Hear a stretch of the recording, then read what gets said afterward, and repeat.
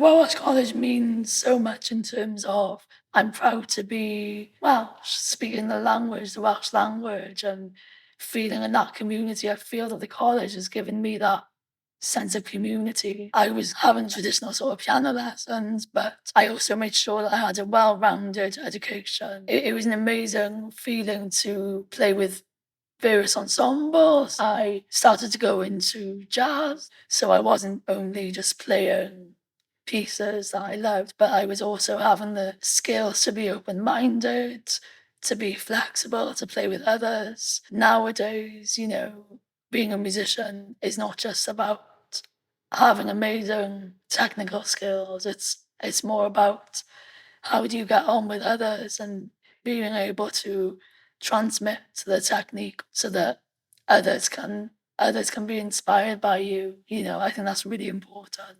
Have trust in yourself.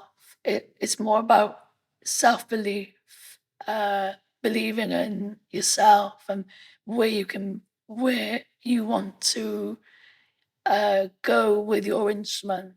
Be as much involved in different things as possible because you never know what opportunities there will be for you in the future. I just recently joined the Kenvic Hill and District Male Voice Choir as their accompanist. That's something that gives me amazing pleasure to be part of an amazing community, and the camaraderie is incredible. I've done some projects with Power Orchestra. It's like an organization that's both an orchestra that is non-conventional.